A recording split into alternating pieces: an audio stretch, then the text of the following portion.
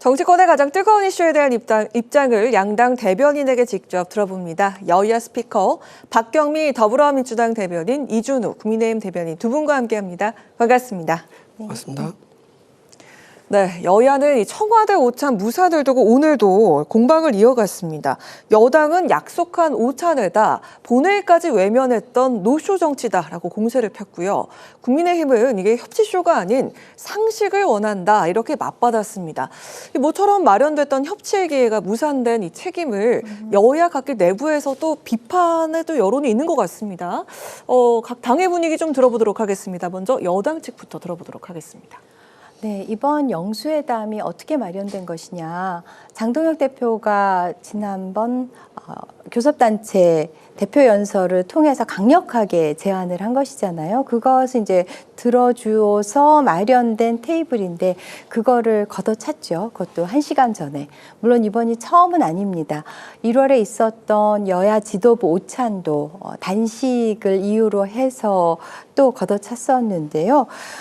이번에 이렇게 거부한 이유가 재판 소원 그리고 대법관 증언법에 대한 그런 문제의식 때문에 이 회동을 거부했다고 하는데 저는 참 그 명분과 실리를 다 잃은 것 같아요. 왜냐하면은 이 영수회담을 하게 되면은 공개 모두 발언이 있잖아요. 그때 재판 소원이나 그 대법관 증언과 관련해서 거기서 이제 비판을 하면은 훨씬 더 공개적으로 더 큰 스피커로 이야기를 할 수가 있었는데 그 기회를 이제 날려버린 것이고 특히나 1시간 전이었잖아요. 이제 임박해서 그렇게 취소를 함으로써 또 정치적인 신뢰도 잃었고요.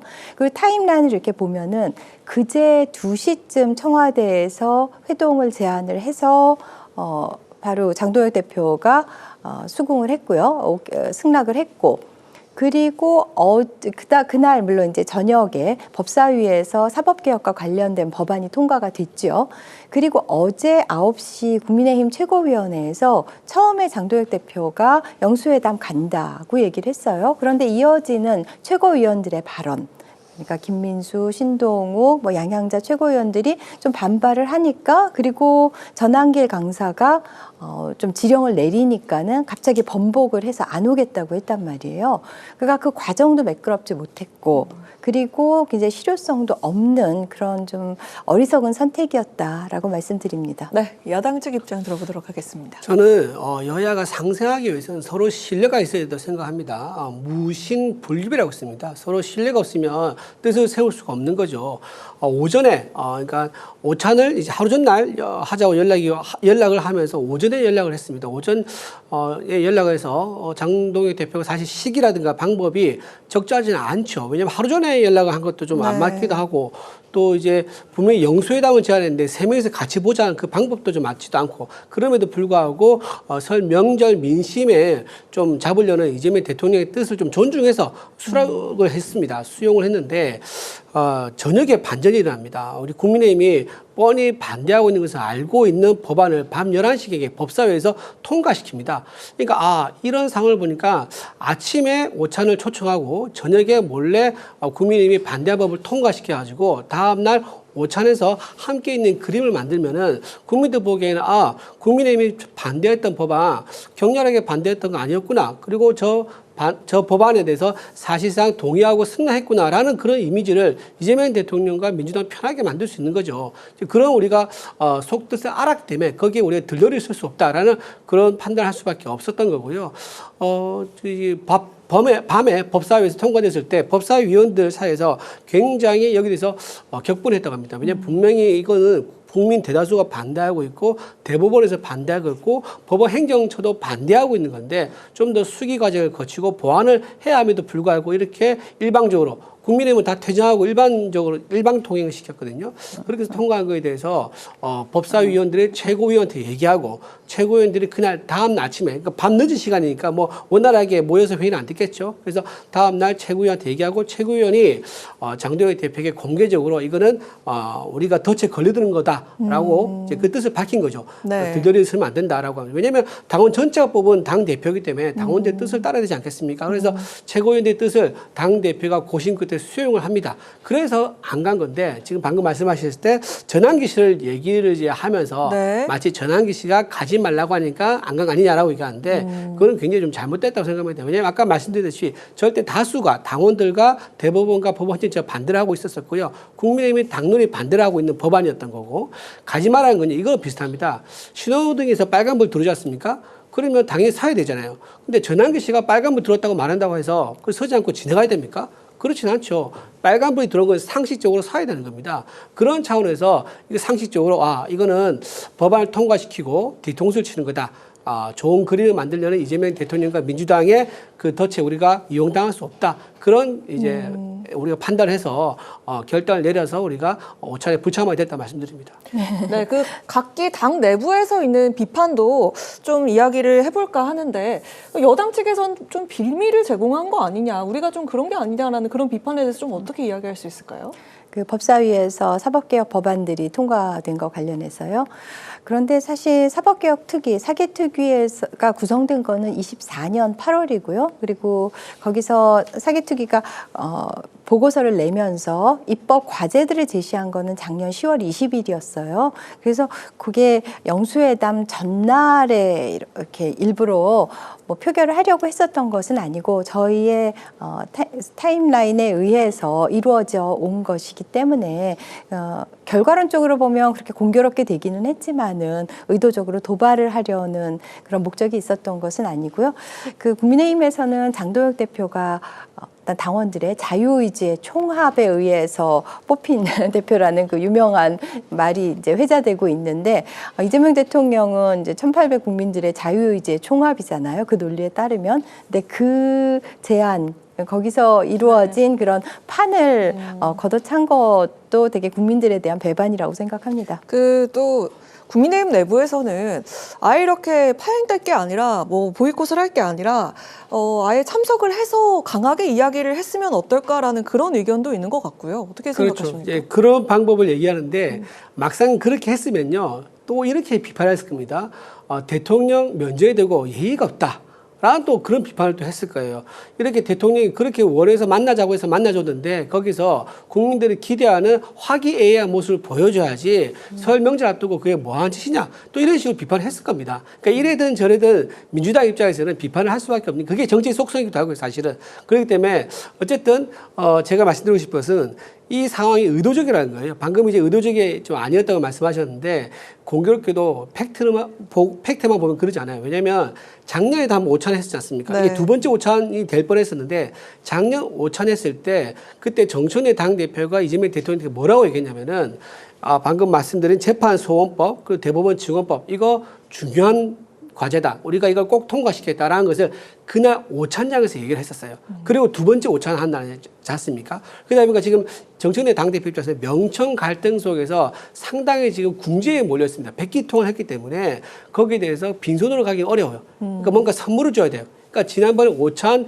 얘기했던 거는 난 약속을 어젯밤 지키고 오늘 왔다라는 것을 보여주기 위한 선물용으로 이렇게 밤늦게 이걸 통과시켰다. 우리는 그렇게 볼 수밖에 없는 겁니다. 사실도 그렇고요. 네. 네. 이 설 이후에 국회는 더 얼어붙을 것 같은 그런 분위기가 감지가 되고 있는데요. 여당은 사법개혁 법안을 타협 없이 처리하겠다 이렇게 예고를 했고요. 국민의힘은 전면 필리버스터 카드를 쥐고 있습니다. 근데 어제 본회의에서도 민생 법안이 63건밖에 처리가 되지 못했는데요. 근데 지금 무엇보다 시급한 거는 그 대미투자 특별법 이거 아니겠습니까? 어떻게 보십니까? 그렇죠. 대미투자 특별 우리도 이제 그게 호응하기 때문에 대미투자 특별위원회도 만들고 TF도 우리 서로 여야가 위원도 좀 구성했지 않습니까? 그렇다 그러면요. 우리 야당이 극구 반대하고 있고 아주 중요하게 생각하고 있는 그 입법에 대해서는요.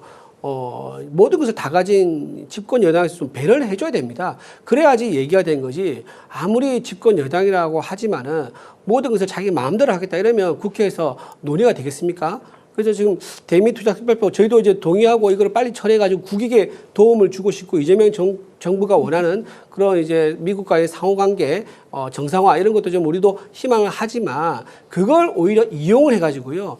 자기들이 원하는 입법을 국민의힘과 동의 없이 수기 과정 없이 일방적으로 처리시키려고 하기 때문에 저희는 무신물릴 이게 어떻게 믿고 하겠느냐 신뢰할 수 없다는 거죠. 대미투자특별법을 오히려 빌미로 해가지고 자기 원하는 것을 뒤에서 다 챙기겠다 그런 식으로 나오면 국민의힘도 응하기 어렵다 말씀드리는 겁니다. 네, 이 대미투자특별법이 뭔가 미끼같이 사용이 됐다 이렇게 이야기가 되고 있거든요. 믿기는 아니죠. 그러니까 어제 오찬만 취소한 것이 아니라 본회의도 불참하고 그리고 대미투자특별법 특위도 이제 공전이 됐잖아요. 그리고 어제 결국은 민생법안 정말 비쟁점 민생법안도 80여 건을 하려다가 63건밖에는 처리를 못했는데요. 그 대미투자특별법은 정말 지금 우리나라가 정말 일촉즉발의 그런 위기에 있는데 그 관세를 25%에 15%로 낮추면서 그 소급 적용까지 할 수 있도록 하는 법안이잖아요. 그래서 네. 우리의 일자리와 기업들을 지키기 위한 어떤 최소한의 안전망이고 또 경제 주권을 지키기 위한 최소한의 방어막이 되는 건데 그거를 정말 합의 처리를 해야 되는데 이렇게 지금 특위도 지금 무산이 되어버리고 구성하자마자 이런 상황이 굉장히 안타깝습니다. 아까 이준호 대표님께서 대미투자특별법과 관련해서 호응을 하고 그거를 협조해 주려고 했다라고 말씀을 하시는데 이런 정도의 상황으로 같이 그 머리를 맞대고 협치를 할 수 있는 그런 기회를 저버린 것은 정말 이해가 되지가 않습니다. 네, 빨리 빠른 협치로 이 대미투자 특별법에 대한 이 해법을 빨리 찾아내야 될 것 네. 같은데, 네, 설 이후에 이 전국에 대해서 좀 얼어붙은 분위기가 감지되고 있는 그런 상황입니다. 아마도 이 설 민심이 2월 국회 향방을 정하지 않을까란 그런 생각도 드는데 이번 설 지방선거와 행정통합 이야기 이 밥상머리에서 많이 나올 것 같다라는 생각이 드는데요. 어제 광주, 전남, 대구, 경북, 대전, 충남 통합법이 행안위를 통과를 했습니다. 이제 그 8부 능선은 넘은 셈인데요. 국민의힘 측에서는 이 부분에 대해서 유감을 표명을 했고요. 여당 측에서도 본회의 전까지는 추가 논의를 해 나가겠다 이렇게 밝힌 상황입니다. 일단 국민의힘 입장 들어보도록 하겠습니다. 이준호 대변인. 네, 일단 국민의힘에서는요 분권이 없는 행정통합은 반대합니다. 지금 이재명 정부에서는 이제 4년 동안 20조 원을 지원하겠다고 하면서 중앙 집권화를 오히려 시도한 게 아닌가 싶은 생각이 듭니다. 노무현 문재인 전 대통령께서 그동안 했던 것 중에서 여러 가지 성과 중에서 내세우는 게 지방 분권화였거든요. 이건 김대중 대통령부터 시작됐기 때문에 민주당의 정책 생활하고도 할 수 있을 겁니다. 그런데 오히려 이렇게 거꾸로 대전과 충남이 통합을 한다고 하면요. 세원과 행정을 전부 다 지방에 분권해서 다 줘야 되는데 그러지 아니하고 재정 분권이 없는 통합을 한다고 하니까 이게 무슨 통합이냐라고 우리는 지적할 수밖에 없는 거고요. 또 이건 사실은 이제 대전과 충남이 시의회와 도의회에서 공청회를 거치면서 자생적으로 자기들끼리 이걸 논의를 쭉 해왔던 과정이 있었습니다. 수기 과정이 쭉 있었는데 그걸 지금 오히려 개입을 해가지고 그 과정을 중단시켰어요. 중단시키고 시의회, 도의회에서 표결도 하지도 않고 그리고 국민들에게 그 지역 국민들이죠. 그 지역 주민들에게 물어보지도 않고 이걸 처리한다고 하니까 저희는 이거에 과연 진정한 지방 분권, 그러니까 재정 분권이냐 아니면 오히려 새로운 형태의 중앙 집중하냐 이 문제를 물을 수밖에 없는 상황이다 말씀드리는 겁니다. 네, 여당 측 입장 들어보도록 하겠습니다. 저 광주, 전남과 대구, 경북은 여야가 합의 처리를 했는데 대전, 충남은 야당에서 협조를 해주지 않아서 이제 여당 단독으로 이렇게 처리를 하는 상황이 됐는데요. 참 이해가 되지가 않는 게 이장우 대전시장과 김태흠 충남도지사가 네. 먼저 그 이야기를 꺼냈었고 네. 그걸 추진을 했었잖아요. 네. 그때는 찬성을 하다가 지금은 뭐 주민투표가 필요하다. 그리고 대전과 충남뿐 아니라 세종, 충북까지 해서 4개 권역이 함께하는 그런 통합이어야 된다라고 뭔가 반대를 위한 반대를 하고 있는 것이 아닌가 싶습니다. 그리고 지금 또 재정분권도 그 이유 중에 하나인 것으로 말씀을 하셨는데 지금 이 대전, 충남 쪽에서 나오는 얘기는 주민투표와 이제 4개 권역이어야 된다라는 건데 그런 반대할 수 있는 그런 뭔가 빌미를 찾은 것은 아닌가라는 생각을 저희는 할 수밖에 없습니다. 네. 자, 다음 주제로 넘어가 보도록 하겠습니다. 그 이재명 대통령 사건 공소 취소와 국정조사 추진 모임에 87명의 대규모 의원들이 모였습니다. 국민의힘은 삼권 분립에 대한 정면 도전이다라고 비판을 했고요. 또 어제 국회에서 열린 김용 전 부원장의 출판 기념회를 향해서도 화살을 날렸습니다. 자, 이 상황에 대해서 어떤 분께서 먼저 말씀하시는 게 좋을까요? 네, 먼저 제가 네, 말씀드릴까요? 이준호 네, 네. 대표님, 네, 들어보겠습니다. 지금 이제 공소 취소를 위한 모임을 만들었다는 것은 정말 사법부를 이렇게 희롱하고 우습게 할 수가 있는가? 사법부의 판단은 존중해야 되는 거죠. 여야 없이 존중해야 되는 거죠. 왜냐하면 사회 전체를 받드는 가장 마지막 보루이자 기둥이 사법부입니다. 사법부가 바로 서야지 사회 전체 조직이 건전하게 작동할 수가 있는데 그 사법부를 자기들 원하는 대로 정치적 목적으로 다루기 위해서 87명이 되는 사실상 민주당 전체 의원들의 절반이 넘습니다. 네. 90여 명 되니까 절반 넘는 의원들이 이런 사법부의 어떤 결단이나 판단을 독립성을 흔드는 이런 모임을 가졌다는 자체가 굉장히 우려된다 말씀을 드리고, 그리고 겉으로 이제 이렇게 사법부를 흔들겠다 또는 이재명 대통령을 보유하겠다 이런 뜻이지만 실제 그 내막은요 아마도 8월에 있을 전당대회를 겨냥한 거 아닌가 싶습니다. 이렇게 해서 이재명 지지 세력을 만들어서요 8월에 있을 전당대회 때 정청래 네. 정청래 당대표가 지금 연임하는 게 목적 아니겠습니까? 네. 이 모임이 그대로 목표만 바꾸면 됩니다. 그래서 당 대표를 김민석 총리로 하겠다라고 이 결사체가 움직이기만 하고 결정만 하면 또 그렇게 움직일 수 있는 거거든요. 그래서 그 결사체와 움직임을 좀 조기에 만들어 가지고 전당대회를 대비하기 위한 이재명 호위 부대가 아닌가 저는 그렇게 봅니다. 이게 친명계의 새 결집이다. 그렇죠. 네. 친명계 전당대회를 염두에 둔 친명계의 새 결집이다 이렇게 봅니다. 그리고 또 하나 김용 씨가 출판 기념했다 그러는데 이건 굉장히 부적절합니다. 지금 이제 보석으로 잠깐 나와 있는 건데 이게 조건이 있는 이제 상태에서 나온 거거든요. 징역 5년형이기 때문에 어디 가면 허락을 받고 나가야 되는데 지금 출판 기념을 전국적으로 한다는 거 아니겠습니까? 전국적으로 돌아다니고 허락을 받았다는 게 자체가 이의가 되지 않을 뿐만 아니라 지금 발에는요 발찌를 차고 있습니다. 이 바지를 걷어올리면 발찌가 보여요. 근데 그런 상태에서 본인이 사법부를 조롱하고 사법부가 이제 또 검찰 조직이 자기를 조작 기소했다라는 식으로 그렇게 떠들고 다니고 또 재판부가 자기에 대해서 유리한 판단을 해야 된다고 주장하고 다니고 또 이 출판 기념회에 민주당 의원들 한 50여 명이 참석했다고 그러더라고요. 거의 네. 의총장을 의총장을 방불케 하는 대규모로 많은 민주당 의원들이 모였거든요. 이게 왜 모였겠습니까? 결국은 김용 부원장에게 이제 사법부에 압박을 이제 좀 주기 위한 그런 새 과시를 하기 위한 거 아니겠는가 그렇게 보고 이것 또한 역시 사법부를 존중하지 않고 사법부를 좀 조롱하는 이제 그런 이제 행위라서 굉장히 부적절하다고 생각합니다. 네. 국회 내 그 모임 중에 가장 큰 규모의 모임이 아닌가라는 생각도 들고요. 87명의 의원들이 이렇게 모였네요. 네, 지금 87명. 그런데 162명 중에서니까 절반이 넘고 또 이걸 열어놨기 때문에 아마 이 모임에 참여하는 의원은 더 늘어날 걸로 보이는데요. 사법부의 판단을 존중하지 않는 것처럼 이준우 대변인께서 말씀을 하셨는데 더불어민주당은 사법부의 당연히 판단을 존중하고 단 사법부에 대한 어떤 민주적인 통제는 강화해야 된다라는 생각입니다. 이재명 대통령 또 김용 전 부원장의 경우 정치 조작 기소가 확실하고 또 수사 준칙도 지키지 않았기 때문에 그 검찰의 기소가 잘못됐다. 따라서 검찰이 스스로 그걸 취소를 하는 그런 결자 해지를 해야 된다. 그래서 공소 취소를 저희가 주장을 하고 네. 있는 것이고요.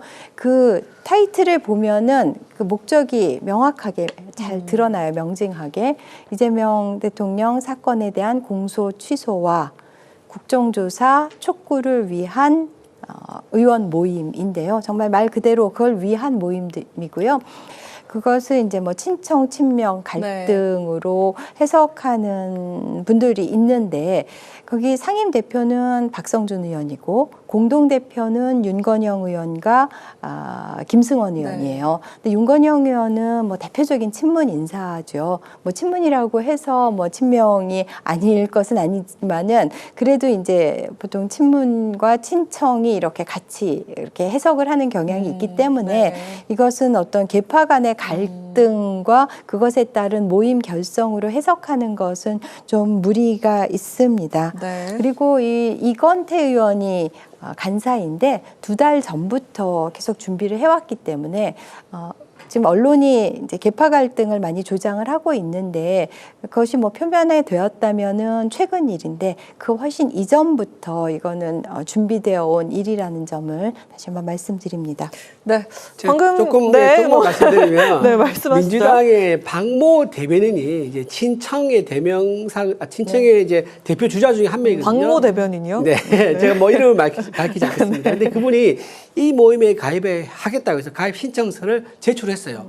근데 이번에 공개된 명단에는 그 이름이 없는 거예요. 이게 무슨 의미냐면은 친명계가 아니면은 자기들끼리 모여가지고 그 명단을 반려한다는 거예요. 포함을 시키지 않는다는 거예요. 그렇기 때문에 이게 계파 모임이다라고 이제 밖에 볼 수 없다라고 근데 거기에 대해서는 좀 말씀드릴게요. 그냥 뭐 실명을 밝혀도 상관이 없을 것 같은데 왜냐하면 언론에 나기도 했으니까 박수현 수석대변인하고 한민수 비서실장은 가입을 신청서를 냈는데 그게 받아들여지지 않았다. 그래서 이렇게 뭔가 성향을 심사해서 받기도 하고 받아들이지 않기도 한 거 아니냐라는 해석도 있는데요. 그 2월 9일까지 내라고 했는데 조금 늦게 냈다고 하고요. 아마 그걸 열어놨기 때문에 나중에 받아들여지지 않을까 생각을 합니다. 그거는 이제 추후에 상황을 보면은 판명이 될 것 같습니다. 실명은 거론이 됐습니다. 실명 아직 뭐 보도됐다는 거니까. 네, 알겠습니다. 저희 시간 관계상 마지막 질문으로 넘어가 보도록 하겠습니다.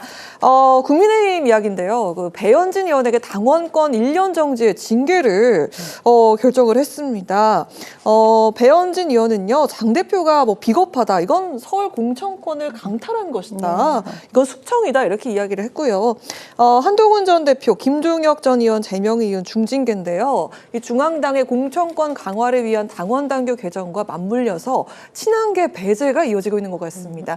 당내에선 장악력을 높이고 밖으로는 외연 확장에 나서는 듯한 그런 행보인데 지금 어떻게 보시는지 박경미 대변인부터 들어보도록 하겠습니다. 글쎄요. 그러니까 당원권 정지 1년이라는 중징계가 나왔어요. 한동훈 전 대표, 김종혁 전 최고에 이어서 이제 찍어내기가 시작이 된 것인데, 물론 명분은 이제 뭐 아동 사진과 관련해서라고 하지만은 뭐 누가 봐도 그거는 한동훈 전 대표의 제명에 대한 어떤 반대 서명을 주도했기 때문이겠죠. 그러니까 사실 이런 기미는 얼마 전부터도 보였는데요. 국민의힘은 50만 명 이상의 경우는 기초단체장도 중앙당에서 공천을 하겠다고 했어요. 그러면 딱 어디가 떠오르느냐. 송파구, 강남구. 50만이 넘죠. 강남구에는 고동진 의원이 있고 송파구에는 배현진 의원, 박정훈 의원, 대표적인 친한계고, 그리고 김근식 당협위원장. 그러니까 그 친한계가 장악하고 있는 기초단체장은 중앙당에서 공천을 하겠다는 그런 표명을 한 것으로 봐서 이번 6.3 지방선거에서 그분들이 친한계가 공천을 하지 못하도록 하겠다라는 기미가 보였는데, 오늘 이렇게 중징계를 함으로써 시당위원장 자격도 당협위원장 자격도 다 박탈이 되니까 공천권을 갖지 못하겠죠. 근데 이런 정말 보복성 징계가 중도 외연 확장에 있어서는 저는 도구로 작용을 할 것이라고 보는데요. 그래서 좀 안타깝습니다. 상대당 이야기기는 하지만. 안타깝다라는 이야기가 나왔습니다. 지금 이제 친한계와 민주당에서는 이 사를 이제 보는 게 똑같은 시각에서 보는 것 같아요. 친한계도 똑같은 시각. 친한계도 그렇고 민주당도 그렇고 이거는 정치 보복이다라고 보죠. 왜냐하면 그렇게 해야지 이게 얘기가 되고 계속 내분이 있는 거니까. 내분이 있는 거고, 내분이 있으면 뭐가 되죠? 지방선거에서 우리가 불리해지죠. 그 민주당에서 이기고, 그리고 친한계도 이기죠. 왜냐하면 만약에 이번 내분 때문에 지방선거 패하지 않습니까? 그럼 당 지도부 교체 요구 나올 거란 말이에요. 그러면 친한계 인사를 내세워서 당 지도부로 옹립을 하고 그러면 한동훈 전 대표를 복당시킬 수 있으니까 민주당도 이익이고 친한계도 이익이기 때문에 이 사안을 정치적 보복이라고 똑같이밖에 볼 수 없다라고 보고요. 저는 한동훈 전 대표는 일단 사안이 정치 보복이라고 뭐 일부 주장하는 사람도 있지만은 명백하게 당원 게시판에 여론 조작 사건 때문에 징계를 받았다고 말씀드리고 민주주의의 가장 핵심 기본 요체는요 공론장의 정상적인 기능입니다. 아고라가 제대로 형성되지 않으면은 이건 민주주의가 왜곡되고 여론이 왜곡되기 때문에 제대로 민주 정치를 할 수 없지 않습니까? 그래서 그런 것들이 우리 내부에서 일어났단 말이에요. 그래서 이건 심각한 사안인 거고 또 과거에 이제 그죠 그 경남도지사 하셨던 분 그분은 이 여론 조작 그러니까 네. 포털 사이트의 여론 조작 혐의 때문에 징역 2년까지 살았던 이제 김경수 지사죠. 제가 이런 생각나는데 김경수 지사가 징역 2년까지 살았던 아주 중차대 범죄란 말이에요. 그런데 이건 가지고 우리가 그냥 넘어갈 수가 있습니까? 우리 당 내에서 일어난 민주주의 질서 회복이기 때문에 중징계를 할 수밖에 없었고요. 김종영 의원도 마찬가지로 방송에 나가지고 이거 한두 번 비판 목소리 내는 거 전혀 문제가 없습니다. 비판하는 것 자체는 당연한 거고 자연스러운 거고 그게 건강한 민주주의죠. 근데 그러지 않고 특수한 정치적 목적을 가지고 해당 행위 발언을 계속 지속적으로 집요하게 한 거예요. 그래서 이것은 그냥 넘어갈 수 없죠. 과도하기 때문에. 그래서 징계를 받은 거고. 배현진 의원은 이번에 징계받은 사유가 전혀 정치 보복 관계가 없습니다. 본인은 서울시당 위원장의 명의로 해가지고 장동혁 대표의 어떤 그 비판적인 성명을 주도했다 해가지고 징계받은 것처럼 본인은 주장하고 있는데 사실은 그게 아니라 이번에 명확하게 나왔죠. 아동 청소년법 위반. 그러니까 본인에게 SNS로 누가 비판적인 목소리를 냈었는가 봐요. 그랬더니 그 비판적인 목소리를 낸 사람의 페이스북에 있는 아이 얼굴 캡처해가지고 자기 SNS에 올린 거예요. 그리고 나흘 동안 그거를 공개를 한 겁니다. 근데 이거 굉장히 잘못됐어요. 왜냐하면은 아이스크림 가게에서 실제로 선례가 있습니다. 아이스크림 가게에서 한 초등학생이 아이스크림 하나를 계산 안 하고 가져간 거예요. 그래서 그 CCTV 영상을 모자이크 처리하지 않고 1시간 반 동안 외벽에 붙여놨었어요. 네. 그걸로 벌금 400만 원 받았습니다. 그러니까 이건 굉장히 나흘 동안 했으니까 훨씬 더 중대한 사안인 거죠. 그렇기 때문에 아동청소년법 위반에 대해서는 모범을 보여야 될 국회의원이자 서울시당 위원장으로서 이거는 징계를 피할 수 없는 사안이었다. 그렇게 말씀드립니다. 네, 오늘은 여기까지 들어보도록 하겠습니다. 자, 이제 설 연휴가 시작이 될 텐데요. 이번 설엔 여야를 향한 다양한 민심의 목소리들이 쏟아지고 정치권도 국민 여론의 귀를 기울였으면 하는 바람입니다. 여야 스피커, 지금까지 박경미 더불어민주당 대변인, 이준우 국민의힘 대변인 두 분과 함께했습니다. 고맙습니다. 감사합니다. 고맙습니다.